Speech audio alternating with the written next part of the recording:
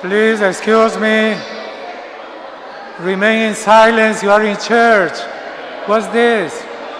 Please, remain in silence. You have to leave. We have another mass right now. Please.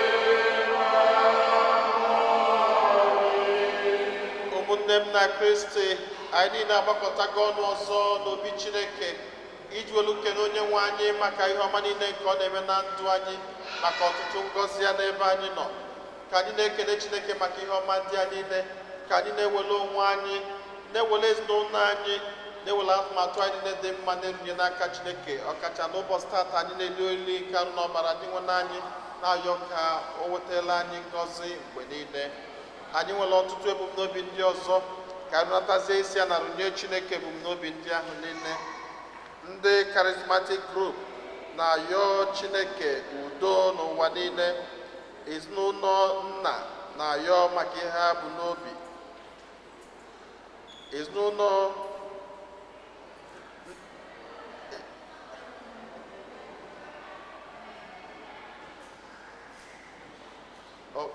Basilia nna na-ayọ maka ihe Ọgọsta Ụwamanzu nna gwazi n'obi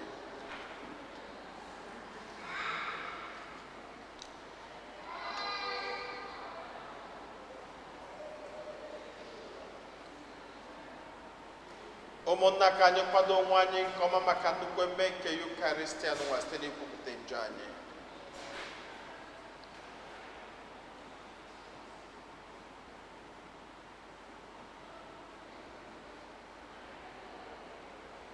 ekwupụta ngwa Chineke ji ike niile ma unu ụmụnna m emehiela m nke ukwuu site n'echiche na okwu na omume na site n'ịrapụ ezi omume o kwesịrị na m ga-eme site na mmehie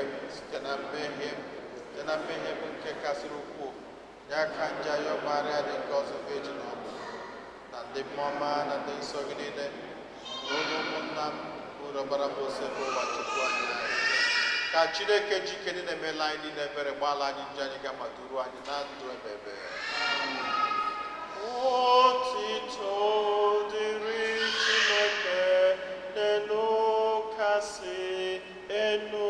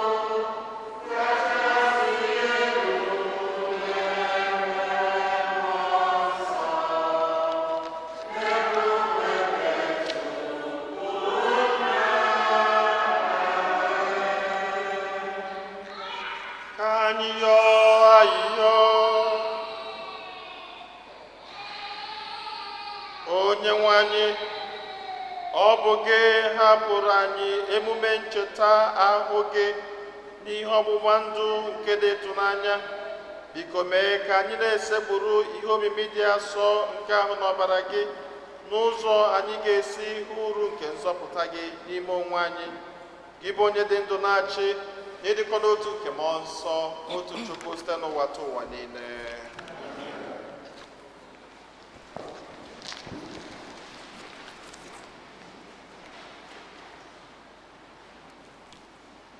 Ihe ọgụgụ e wetara n'akwụkwọ ọpụpụ. Mgbe Moses bịakwutere ndị mmadụ ahụ, ọ kọrọ ha ihe niile Onyenwe anyị kwuru, kọwara ha atụmatụ ya. Ha niile jiri otu olu zaa, anyị ga-emezu ihe niile Onyenwe anyị gwara anyị. Mgbe o bilitere n'ụzọ ụtụtụ, ọ bịara wuo ebe nchụàjà n'ala ugwu ahụ, bịakwa wuo ogidi nkume 20 maka ọnụmara 12 nke Izrel. Mgbe o zipụchara ụfọdụ ụmụ okorobịa Izrel ka ha chụọrọ Onyenwe anyị àjà nsure ọkụ, bịakwa were ụmụ oke ehi chụọrọ Onyenwe anyị àjà udo. Moses were ọbara ahụ kee ya ụzọ abụọ, tinye ya n'ọbasara efere. O were otu ụzọ wụọ n'ebe nchụàjà. O were akwụkwọ ọgbụgba ndụ ahụ gụsiere ndị mmadụ ike. Ha niile zaa, anyị anụla, anyị ga-emezukwa ihe niile iwu na ụkpụrụ Chineke kwuru. Mgbe ahụ ka o were ọbara ahụ fee ndị mmadụ, sị, ihe a bụ ọbara ọgbụgba ndụ ahụ unu na Onyenwe anyị gbara n'usoro okwu niile ndị a gwara unu. Okwu nkuzi bụrụ ụwa.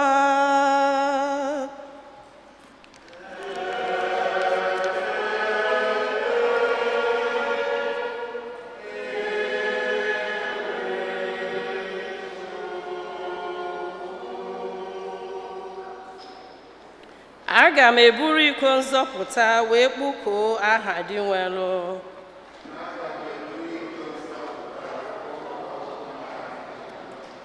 Aga m eburu iko nzọpụta wee kpụkuo aha dị nwelu.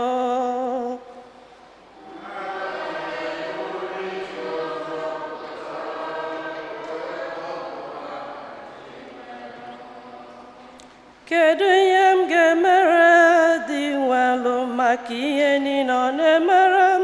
Aga m eburu iko nzọpụta wee kpụkuo aha dị nwelu.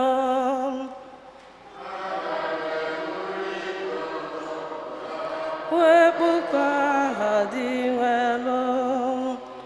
Ọnwụ ndị kwere na Chukwu bụ ihe dara oke ọnụ n'anya onye nwe m abụ nwa odibo gị, bụrụ nwa odibo nwanyị gị, ịtụghapụla m n'agbụ.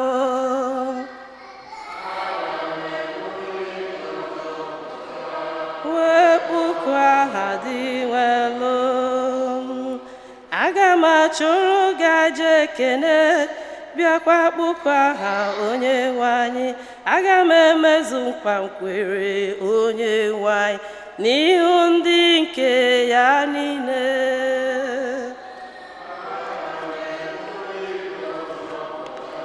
Wee kpụkuo aha dị nwelu. Ihe ọgụgụ ewetara n'akwụkwọ ndị Hibru.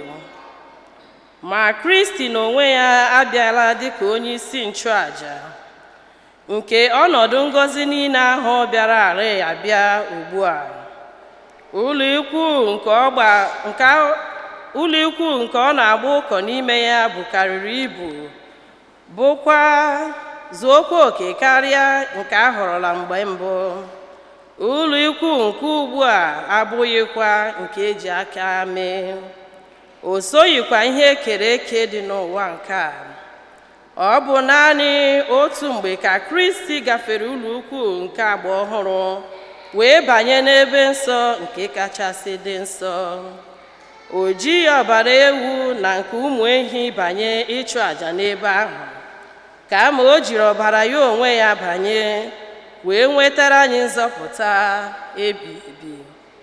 N'ihi na ọ bụrụ na ọbara ewu na nke oke ehi na ntụ nwunye ehi efesara na ụmụ Izrel na agba ochie na-eme ka ndị merụrụ onwe ha n'elu ahụ dịkwa ọcha ọzọ, ọ pụtara n'eziokwu na ọbara Kristi na-enweghị ntụpọ ga-asachapụ omume niile nwụrụ anwụ na akụ na uche anyị ka anyị wee fee Chineke dị ndụ, ebe Kristi bụ onye sitere na mmụọ ahụ dị ebighị ebi were onwe ya chee n'ihu Chineke dị ka aja zuru oke. N'ihi nke a ka Kristi ji bụrụ onye ọgbụgbọ nke ọgbụgba ndụ ọhụrụ, ka ndị niile Chineke kpọrọ wee keta ngọzi ebighị ebi niile ahụ Chineke kwere ha na nkwa.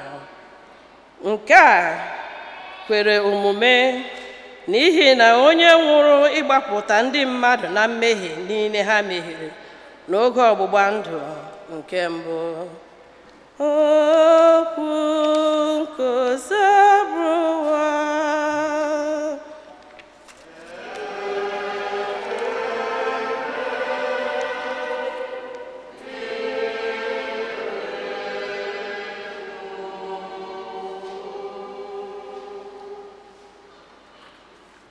Zion tonye nzọpụta gị, toonu onye eze na onye nche atụrụ, kwenu ukwe bụbanụ abụ. Toonu ya toya ya tosie n'ike, ọ karịrị otito unu nwere ike inye, otito unu agaghị ezuru ya. Otu onye pụrụ iche anyị jee too ya, bụ achịcha nke ndụ maka ndị dị ndụ, nke o debere anyị n'ụbọchị taa. N'oriri ikpeazụ ka o ji aka ya nyefee oriri nsọ n'aka ụmụazụ ya, ka a ghara inwe ihe eruoke ọbụla. Werenụ mkpu ọṅụ tosienụ ike, werenụ aṅụrị doo ya ebube, were obi ụtọ tie ọṅụ. Taa bụrụ anyị nnukwu emume, anyị na-echeta ụbọchị mbụ ahụ mgbe o nyere anyị ihe omimi nke a. N'ihe omimi nke eze agba ọhụrụ jiri oriri nsọ ibu iwu ọhụrụ nke melara aja gbochie. Iwu ọhụrụ anọchiela anyị iwu ochie, eziokwu achọla onyinyo ọsọ, ihe achụsala ọchịchịrị. Ihe ahụ Kristi mere na nri ikpeazụ, ọ bụkwa ya ka anyị na-eme ugbu a. Aga na-eme ya na ncheta nke ya. N'usoro ntọala nsọ ịkụziri anyị ka anyị ji achụnyere gị aja nke achịcha na mmanya nke zọpụta. Iwu ji onye otu Kristi ọbụla ikwere na achịcha bụ ahụ Kristi, na mmanya bụ ọbara Kristi. Uche apụghị ịghọta ya, anya apụghị ịhụ ya, ma okwukwe gwara anyị na ọ bụ ezie, eziokwu nke si n'igwe. Ọ bụ ya achịcha na mmanya ka hụrụ, kama ọ kpụrụ nke ọbụla n'ime ha, akara dị egwu zoro n'ime ya. Kristi nọzuru oke na nke ọbụla, ahụ ya bụ ezigbo ihe oriri, ọbara ya bụ ihe ọṅụṅụ. N'oriri nke ọbụla a natara, Kristi zuru oke n'ibe ọbụla, na-ebughị oru, na-enweghị nkewa. Ihe onye natara ka ibe ya natara, nnukwuru nnu dị ka otu onye, ericha ọfọkwara. Ndị ọma natara ihe ndị ọjọọ natara, ma ọpụpụ ha ọ bụghị otu ihe. ndị a natara ndụ, ndị ọzọ natara ọnwụ. Ụwa hụrụ ya ka otu oriri ahụ, ọpụpụ abụghị otu ihe ma ọlị. Ọnwụ jụrụ njọ ma ndụ mara mma. Arụkwala ụka, chetakwa na mgbe anyanwụ ọchịchị ọbụla, Kristi nọzuru n'ibe nke ọbụla. Enweghị ihe ọbụla na-ekewa Kristi. Anyanwụ achịcha anyanwaghị Kristi. O zuru oke n'ibe nke ọbụla. O nweghị ihe bepụrụ na Kristi. Lee achịcha nke ndị mmụọ ma emere nri nke ndị nọ n'ije, ezigbo nri nke ụmụ Chukwu. Atụpụkwara ala ya nkịta. Ọ bụ ihe a ka eziri n'akara mgbe ejiri Aịzik chụọ aja, mgbe e gburu nwa atụrụ ngabiga na achịcha igwe nyere nna anyị ha. Jesu ezigbo nri na onye nche atụrụ, n'ebere gị zụ anyị, lekwaba anyị, mee ka anyị hụ ihe ọma gị n'ala ndị dị ndụ. Ọ bụ sọ gị ma ihe niile bara uru nke eji azụ anyị n'ụwa nke a, ka anyị rikọọ bụrụ otu n'igwe, wee keta oke ụmụ n'obodo nsọ.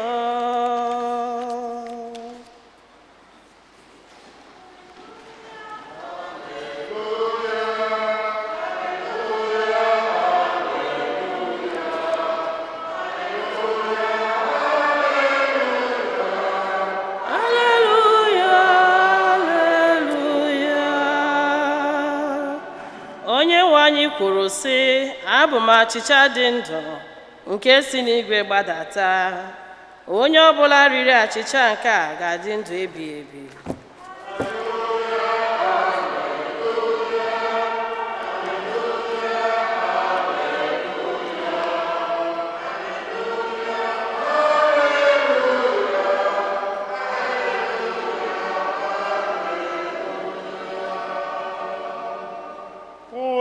Anyị nọ n'elu ụlọ.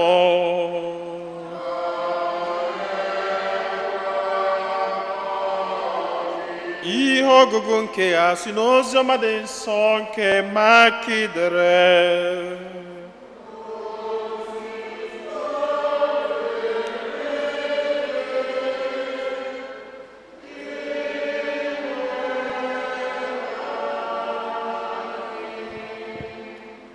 N'ụbọchị mbụ nke oriri achịcha ekoghị eko, mgbe ndị nchụaja na-egbu nwa atụrụ ngabiga ahụ eji achụ aja, ụmụazụ Jesu wee sị ya, olee ebe ị chọrọ ka anyị jee doziere gị ka ị were rie oriri ngabiga? Ya mere Jesu wee zipụ ụmụazụ ya abụọ sị ha, banyenụ n'obodo Jerusalem, otu nwoke bụ ite mmiri ga-ezute unu, sonụ ya.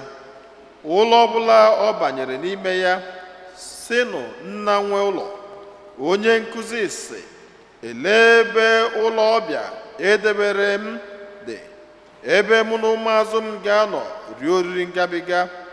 A ga-egosi unu n'ime ụlọ ukwu dị n'ụlọ elu akwadere dozikwa. Dozierenụ anyị oriri ebe ahụ. Ụmụazụ ya abụọ ahụ wee pụọ, banye n'obodo ukwu ahụ wee hụ ihe niile dịka Jesu gwara ha. Ha wee dozie oriri ngabiga.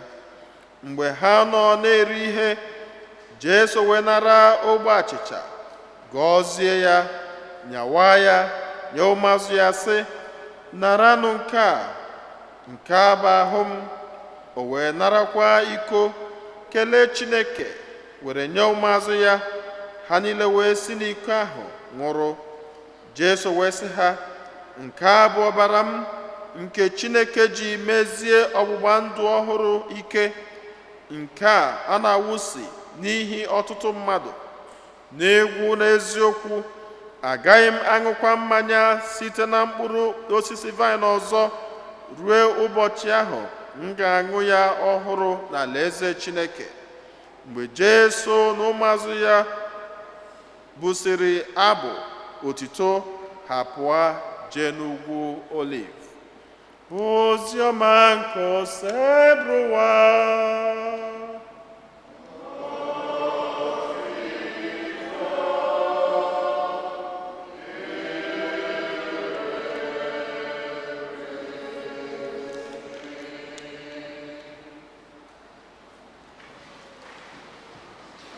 Otito dịrị Jesu, onye jisi ike ụwa na eze, onye gbakọta ya lụ nwanne ya enyere ya aka. Ana m asị onye ọbụla nnọọ na mmepe ụlọ ụka nke anyị na-emepe tata n'ụzọ pụrụ iche. Unu n'anya unu ga-afụ na ọnọdụ oche agbanwego. At least anyị ga na-emetụtụzi ahụ ka ụmụnne karịa nke onye nọlụ ọ na-asọ nwanne ya asọ. Ọ bụrụ ihe ịnyanya butelu. Ya bụ anyị na-ekele Chineke na amali ya niile na nchekwaba ya niile, na-erunyekwazi ụmụnne anyị ndị rapụrụ anyị maka COVID nụnwa n'aka Chineke, na-ayọ ka Chineke nabatakwa mkpụrụ obi ha.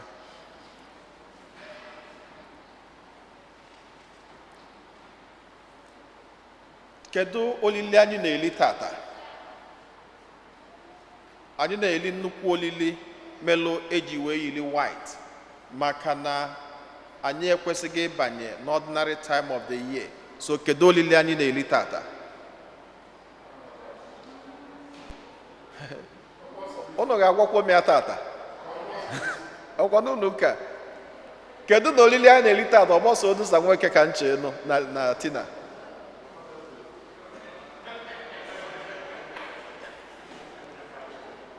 Okay.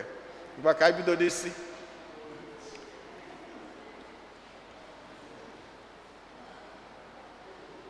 Abanye n'Easter nke anyị banyelu with abanye Lent. From Lent anyị banye Easter. Anyị megide Easter megide welute at a point on Thursday anyị melu Ascension. Anyị mesia Ascension. Sunday when Sunday ga-abụ a na-eme Ascension na Thursday. Then the next 2 Sundays ya kedu ihe anyị na-eme mgbe ahụ? Achọrọ m ịnụ ọnụ. Pentecost. Then anyị mesia Pentecost, Sunday na-abịanụ kedu ihe ọzọ anyị na-eme? So onu ofu onye ka m nọ. Okay, kedu ihe anyị mere n'izu ụka gara aga ka anyị bidozie ya ebe ahụ? Holy Trinity. Holy Trinity. Ya bụ keduzi nke anyị na-eme tata? Thank you. Corpus Christi. Corpus Christi. Ya bụ etu a ka ụka si etinye onwe.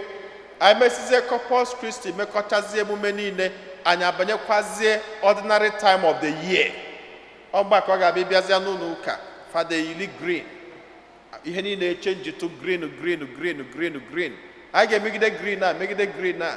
Mgbe aka anyị ji eme ma barbecue, onye ọbụla relax ya, na-etinye ibe n'ọnụ. Ewe na-eme. Emegidezi onwe mgbe ọ ga-abụ olu egwu echenjie. Kedu mgbe egwu ga-echenji? Anyị abanye Advent. Anyị banye Advent egwu echenjie, anyị anọghalịbakwa until Christmas. Anyị banye Christmas a relax kwati ebe ihe n'ọnụ. Ọ gagidekwa ewebata Ash Wednesday, anyị ebidokwa Lent egwu echenjie. So etu aka ụka si tinye maka na ihe o ji dị mgbede na-akọwachi etu a bụ ka anyị wee nwee ike isoro n'ịnalụ ngọzi etu ụka si welu tinye ka o wee na-aga ọfụma. Ya bụ tata ka anyị na-eme mmemme a na-akpọ Corpus Christi. Corpus Christi nụnwa adịbụrụ na mbido mgbe ụka bidoro, mgbe ejiwelu webata ya na nkụzi ụka bụ na 13th century ka ewebatara ya na nkụzi ụka. Mana mgbe ahụ nkụzi ya emiri emi ọfụma until abanye na the 14th century. Ọ na 14th century ka ha banyeziri ụka wee sị na bido tata gaba na Sọnde bụ ụbọchị tata na ọ ga-abụrịrị nnukwu ụbọchị iji welu cheta arụ na ọbara dị nwa anyị Jesu Kristi. Now, isiokwu m tata bụ the power in the Eucharist. Gịnị ka anyị ji abịa ụka? To celebrate Jesus Christ. Ọnya ka anyị ji abịa ụka. To celebrate the body and blood of Jesus Christ. Ka anyị wee welie ewelu nọrishie onwe anyị wee nye onwe anyị ike. Inene n'ihe ọgụgụ nke mbụ, ihe ọgụgụ nke abụọ na n'ihe ọgụgụ nke ịtọ, ị ga-afụ na enwere ihe a na-akpọ Old Covenant, nwekwa ihe a na-akpọ New Covenant. Old Covenant bụ mgbe eji ọbara nwa atụrụ were agba ndụ. Ọbara nwa atụrụ ahụ ihe ọ na-represent bụ Chineke. Denu ndị mmadụ onye na-eme efu na most sacrifices ha na-eme bụ ha mechaa sacrifice ha ewere ọbara nwa atụrụ ahụ. Ihe ọbara nwa atụrụ ahụ na-represent bụ gịnị? God. Onye mere n'ịbịa n'ihe ọgụgụ nke mgbe egosiri anyị na mgbe Moses gosiri ndị mmadụ iwu Chineke, gwa ha na ihe Chineke chọrọ ka unu mee na etu Chineke chọrọ ka unu si wee na-ebi ndụ. Ha wee sị Moses na ihe ọ bụla i kwuru tata na anyị ga-eme gịnị na anyị ga-emie. Ha wee sị Moses wee sị ha na ọ bụrụ na unu ga-emie na anyị ga-akpọdata Chineke ka Chineke nụ ihe unu kwuru. Ha sị ya mee ya etu ahụ. E wee gbuo nwa atụrụ, egbucha nwa atụrụ. Moses kwa ha ihe a niile Chineke kwuru na ọ ga-emie. Ha sị ya na anyị ga-emie. Moses wee were ihe sunye na ọbara nwa atụrụ ahụ wee mee gịnị? Wee fee ha niile. Ọbara nwa atụrụ ahụ o felu ha gosili that God has come to stay n'okwu a unu kwuru tata.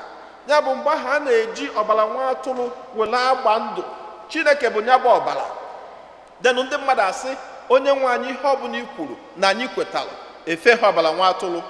Ị bịa n'ihe ọgụ nke ịbụ anyị nwetara n'akwụkwọ nke Hibru, onye dere akwụkwọ ahụ wee sị na ebe ọ bụ na ọbara nwa atụrụ nwere ike chụpụcha njọ niile, nyekwazi unu ọgwụgwọ nsọ na nyanya unu niile, kedụzi maka nwa atụrụ ahụ na onwe ya nyezila ọbara ya bụ dị nwe anyị Jesu Kristi. Na ebe Chineke dị nwe anyị Jesu Kristi bịaziri n'ụdị nke mmadụ na o welugo onwe eme gịnị? Nye anyị kpamkpam. Now, ịbanye n'oziọma, abịa n'oziọma egosi anyị mgbe dị nwe anyị Jesu Kristi gọziri achịcha, gọzie mmanya. Kedu mgbe o melie? O melie n'oge ndị Juu na-eli nnukwu olili a na-akpọ Passover. N'oge Passover bụ oge ndị Juu ji echeta nzọpụta Chineke zọpụtara ha n'aka ndị Ijipt.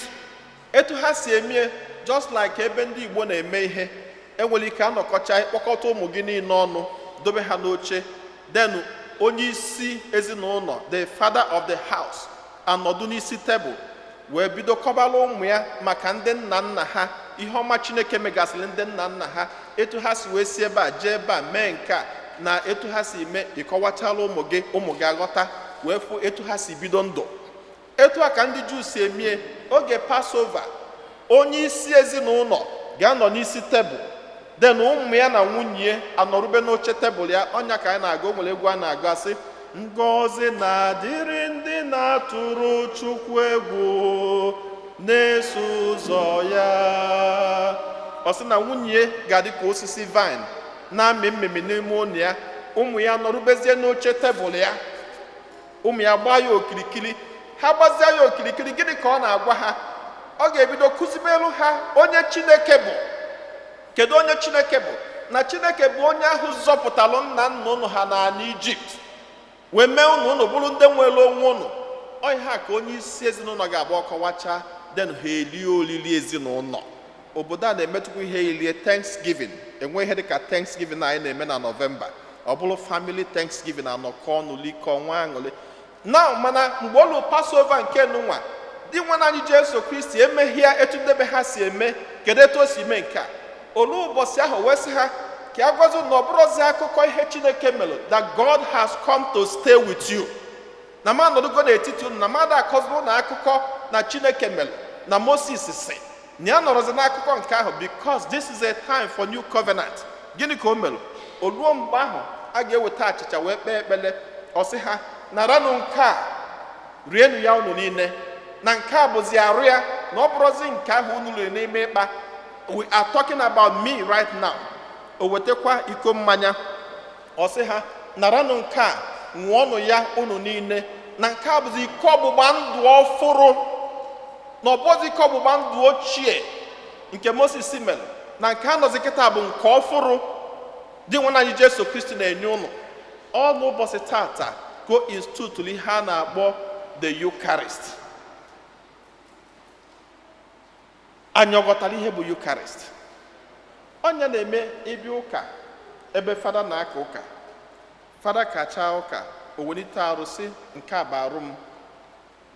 At that point fada na-ekwu okwu ahụ, fada na-ewelu ọnọdụ dị nwa anyị Jesu Kristi. Ọ na-eweluzi ọnọdụ fada Cosmas ma ọ wele ọnọdụ fada Emmanuel. Ihe ọ na-ewe bụ ọnọdụ dị nwa anyị Jesu Kristi. Onye na-eme o ji ewelite asị naranụ nke a rienụ ya, o welitekwa mmanya ọ sị naranụ nke a ṅụọnụ ya. Gịnị ka ọ na-eme? O kwuchara okwu a, kedu ihe ọzọ na-eme?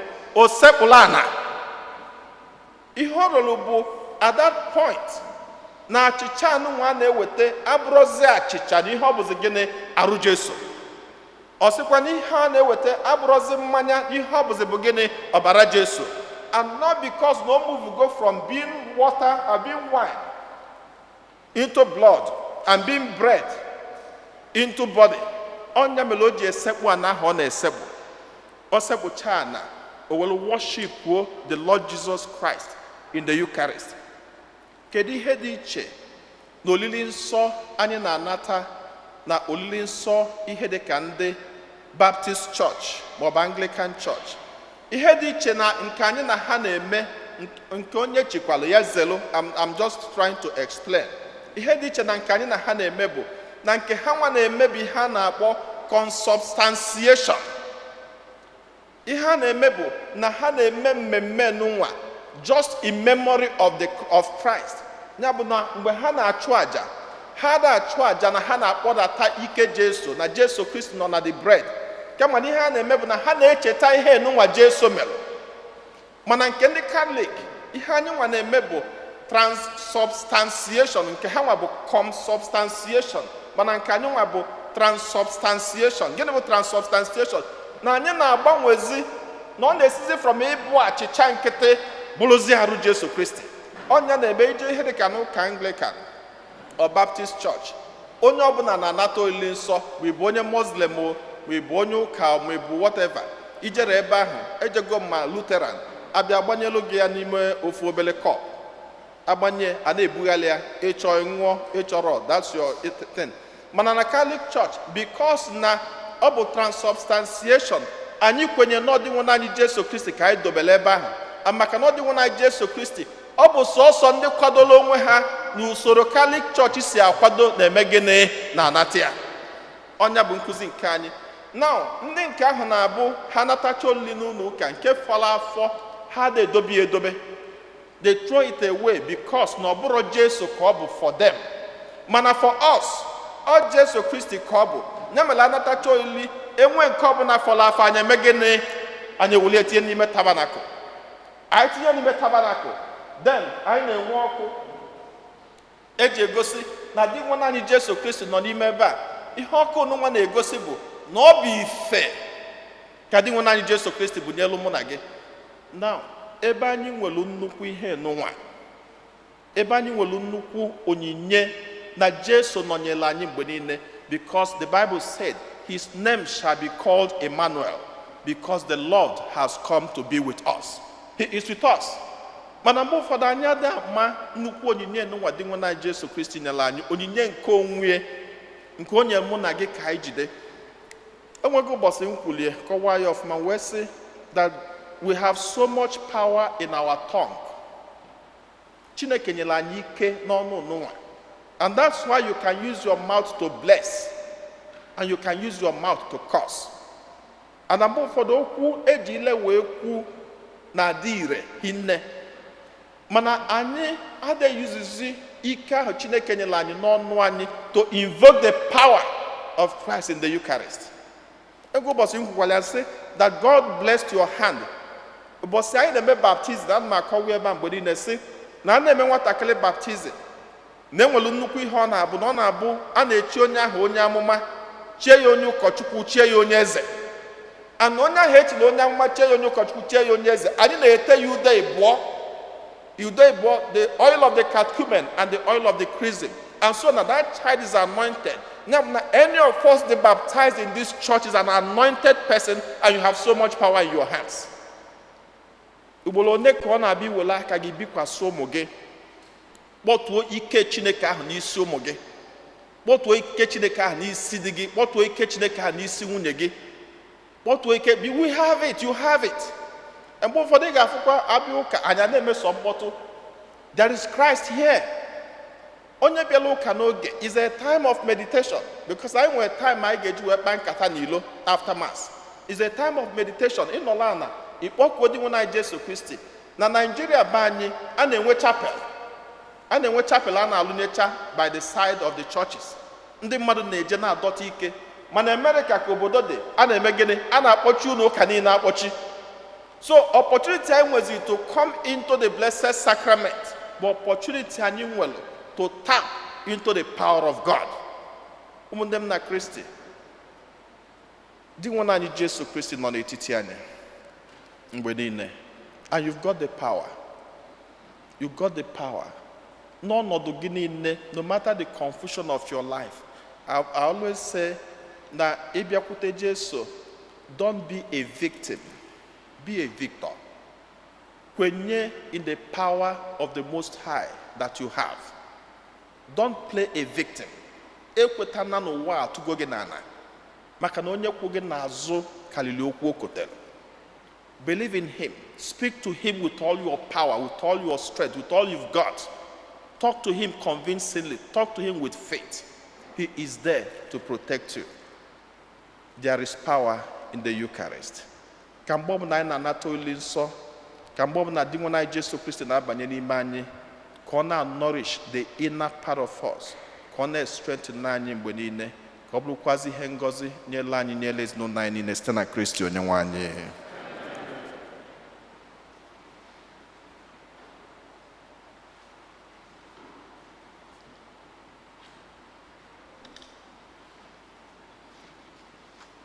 Ekwe m n'otu Chineke,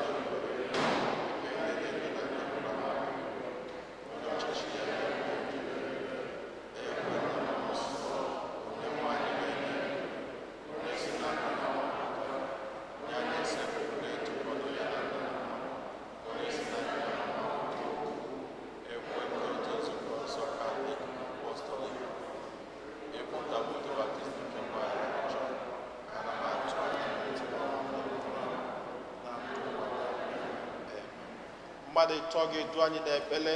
Chineke onye fụrụ anyị n'anya, anyị ewelugo ọtụtụ ebumnobi anyị wee gbakwute gị n'ụbọchị tata, n'ihi na anyị ma na ị nọ n'etiti anyị. Anyị na-ayọ ka iche ntị ma nụrụ anyị anyị.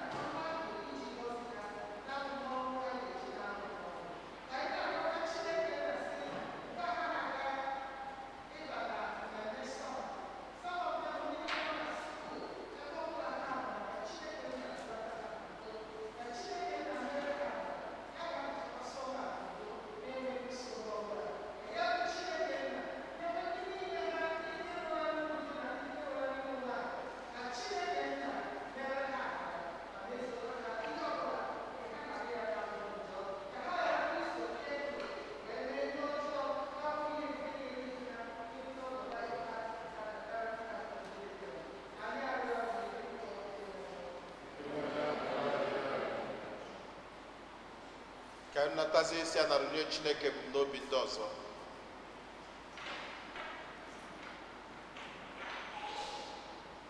Onye nwe anyị ewelugo ọnọdụ anyị niile were egosipụta gị n'ụbọchị tata, n'ihi na anyị ma na ịnọ n'etiti anyị. Anyị kwenyekwazị n'okwu ọnụ gị si anyị yọọ na anyị ga-ayọta, anyị chọọ na anyị ga-achọta. Anyị na-abịazi n'obi gị wee na-egosi gị ọtụtụ ebumnobi anyị, wee na-ayọ ka iwuola anyị mba anyị niile karịa ka anyị pụrụ ịyọ gị site na Kristi onye nwe anyị.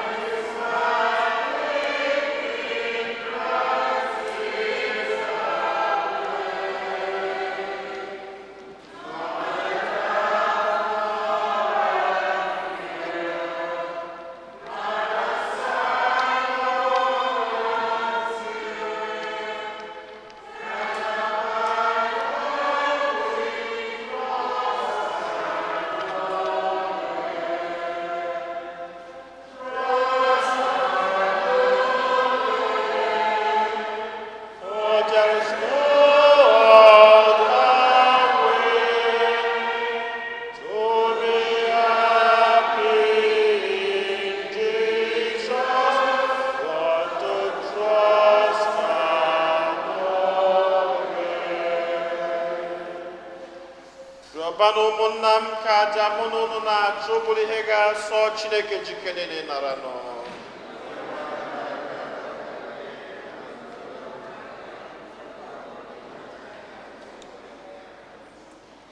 Onye nwe anyị, nna dị obiọma, biko were ebere nye nzukọ gị onyinye nke ịdịkọ n'otu n'udo. Ọ bụ ihe ndị a ka a na-egosipụta n'ụzọ dị omimi na onyinye ndị a anyị na-ehunyere gị. Ayọrọ ka site na Kristi onye nwe anyị. Onye nwe anyị na onye lụlọ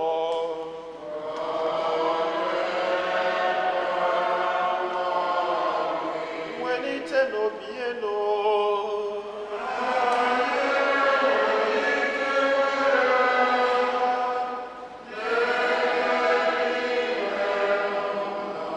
anyị nye n'ụdị nwenụ Chukwu anyị ya ekele.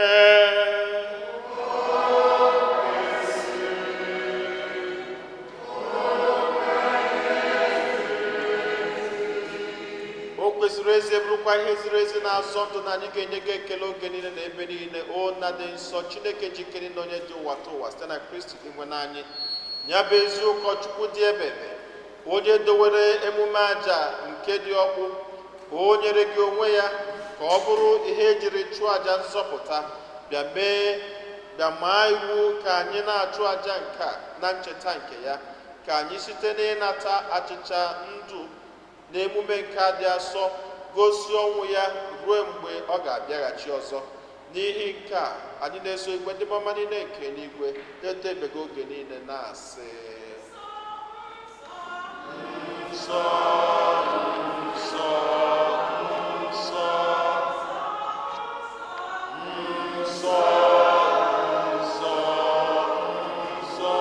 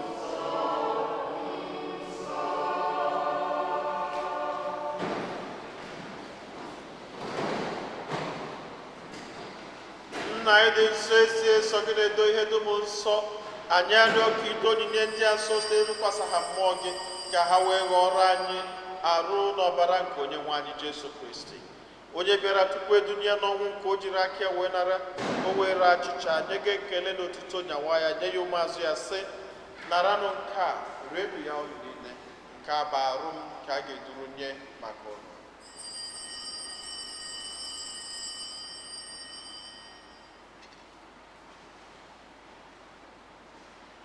Otu akwa ka o si mee mgbe ha richara nri anyasị, o buru iko mmanya nyekwa gị ekele na otuto, bunye ya ụmụazụ ya sị, naranụ nke a ṅụọnụ ya unu niile, nke a bụ iko nke ọbara m nke ọgbụgba ndụ ọhụrụ dị ebebe, a ga-agba ya n'ihi na n'ihi mmadụ niile ka e were gbaghara njọ, na-emenụ nke a na ncheta nke m.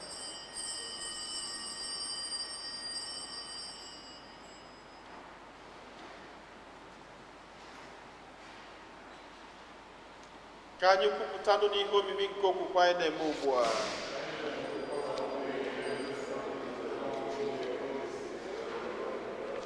Nna, na ncheta nke ọnwụ na mbilite n'ọnwụ nke nwa gị, anyị ebunye gị achịcha nke ndụ na iko nke nzọpụta. Anyị na-ekele gị n'ihi na ikwere ka anyị dị mma ịkwụrụ n'ihu gị na-efe gị. Anyị ji ume a na-arịọ ka anyị bụ ndị na-anata arụ n'ọbara nke Kristi bụrụ otu site na njikọ nke mmụọ nsọ. Nna, cheta nzukọ gị gazuru ụwa niile, meenụ ka ịhụnanya gị jupụta ya. Gọzie pope anyị bụ Francis na bishọp anyị bụ Nicholas na ndị ofe ọlta gị niile. Chetakwa ụmụnne anyị ndị ji okwe wee gaa n'ezumike nke ọnwụ, kpọbata ha na ndị ọzọ niile nwụrụ anwụ n'ihe nke ebube gị. Biko meela anyị niile ebere, ka anyị soro Virgin Maria dị ngọzi nne nke Chukwu na ndị apọstụl na ndị nsọ gị niile, ndị mere uche gị n'ụwa wee keta ndụ ebebe, ka anyị sorokwana ha na-eto gị na-edo gị ebube site na Jesu Kristi nwa gị. Ihe niile kere eke na-eso ya bụ Kristi, na-esikwa n'ime na n'aka ya na-edekọ n'otu nke mmụọ nsọ, na-enye gị bụ Chukwu nna ji ike niile, nsọpụrụ na otuto niile site n'ụwa ta ụwa niile. Na anyị nọ n'eluigwe,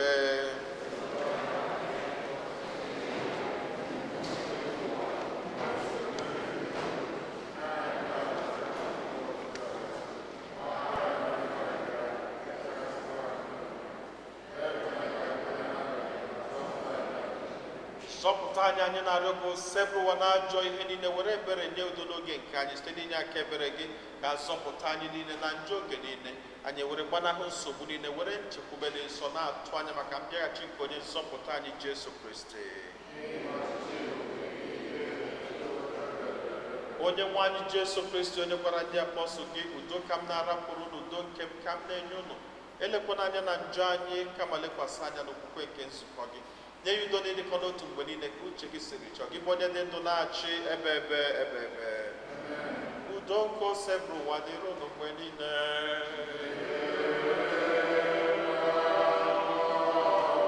Nyerịta n'onwe unu ekele nke udo.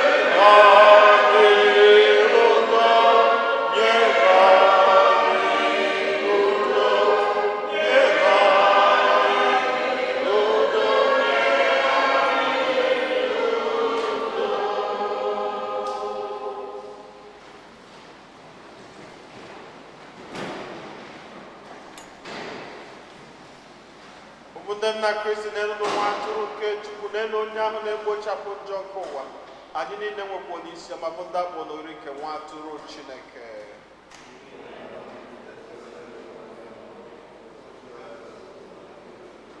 Ka arụ na ọbara Kristi chekwaba anyị niile wee rue na ndụ ebebe.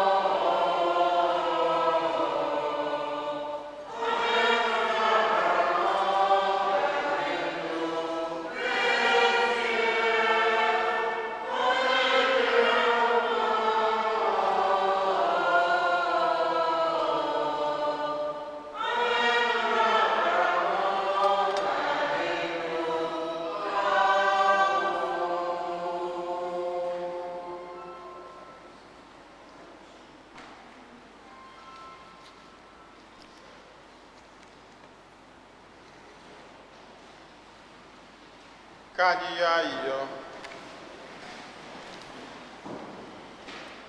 Onye nwe anyị, isite n'ala oriri ahụ na ọbara gị nke a dị oke ọnụ anyị na-anata n'ụwa na-egosi anyị akara nke dị ụtọ gị, biko mee ka anyị jupụta na aṅụrị dị ebighị ebi nke bụ ịbụ Chukwu nke bụ onye dị ndụ na-achị ebe ebe.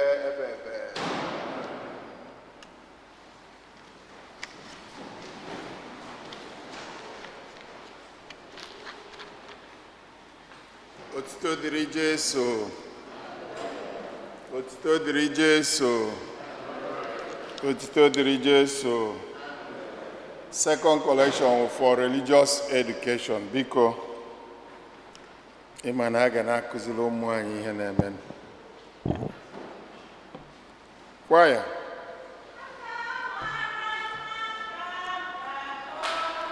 Chineke aka mara mma.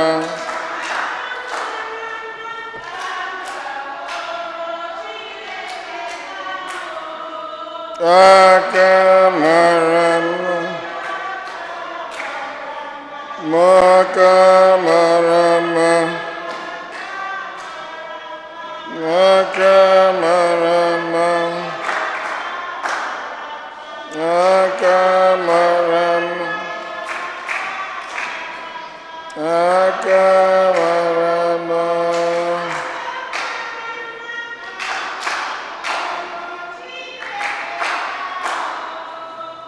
Aka mara mma.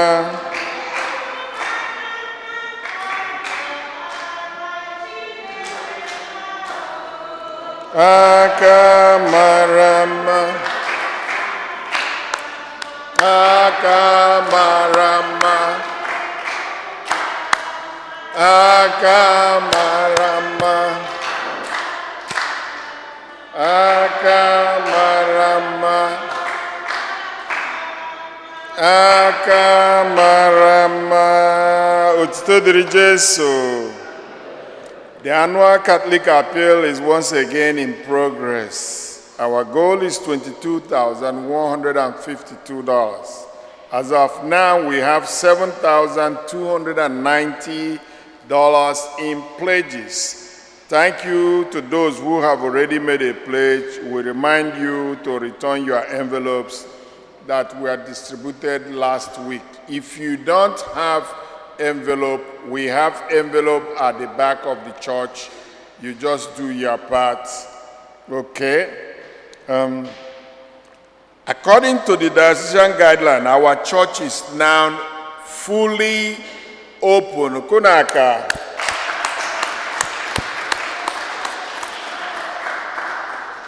We are open to full capacity.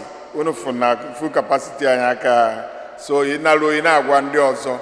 I get in a forum so that konyo na malo. But wearing of mask and sanitizing of hands is still in effect.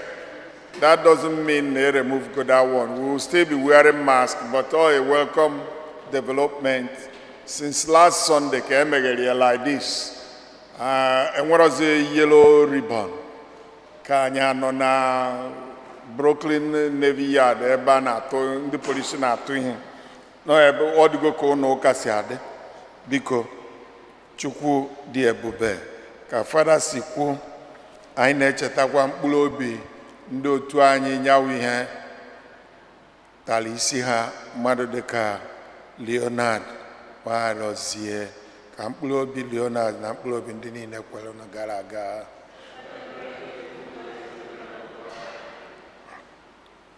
Amen. Second collection for next Sunday is for Father Day's Mass Remembrance. Envelope is at the back if you don't receive envelope in your house.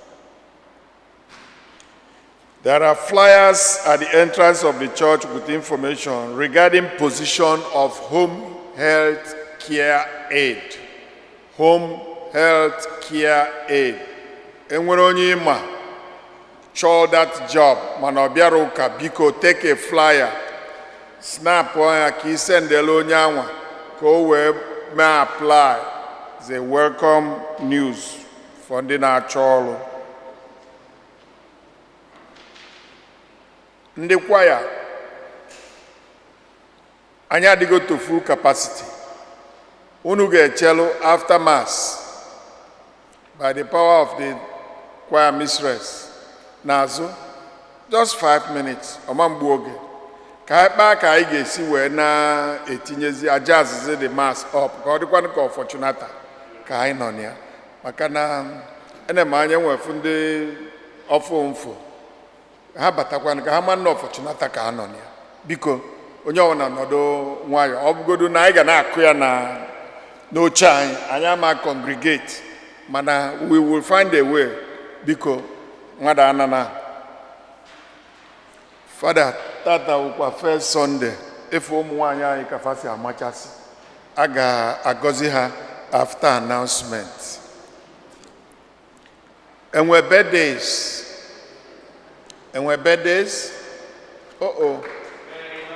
The sins of the Lord be upon you. Be blessed in the name of the Lord. That the blessings of the Lord be upon you. Blessed in the name. Happy birthday. Happy birthday to you. Happy birthday to you. Happy birthday, dear brother. Happy birthday to you. And your anniversary. Otito diri Jesu. Lady Nkechi Ajoko bia no kanyi. After church, we would like to talk to you at the back, outside the church, not inside. Otito diri Jesu.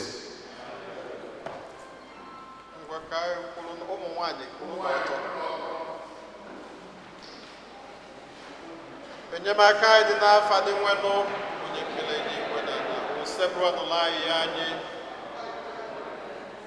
Chineke nna jebele dị n'anya anyị na-ekele gị n'isi ụmụ gị n'ụwa ndị nchekwaba ezinụlọ ndị gị bụ Chineke ekele ka ha bụrụ ndị inye aka n'ezinụlọ ha niile. Anyị na-ekele gị maka ndụ ha, anyị na-ekele gị maka amala nke i nyere ha, anyị na-ekele gị maka amamihe na ndidi nke gị bụ Chineke ji wee chọọ ha mma. Anyị wee na-ewere ha dịka onyinye na-erunye n'aka gị n'ụzọ pụrụ iche n'ụbọchị tata. Anyị na-eme mmemme nke arụ n'ọbara nwa gị nke ọ gbara iji wee zọpụta anyị niile. Anyị wee na-ayọ ka nzọpụta bụrụ nke ha niile n'ofu n'ofu. Gọzie ha, gọzie mbọ ha niile nke ha na-agba n'ezinụlọ ha, gọzie ụmụntakịrị ha niile, gọzie ndị di ha, gọzie ọpụpụ ha, gọzie mbata ha niile.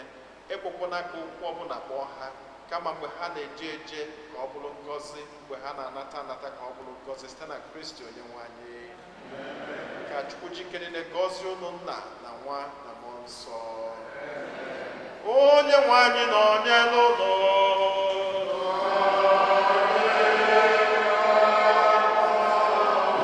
Ka Chukwu jikere gọzie unu Nna na Nwa na Mmụọ Nsọ.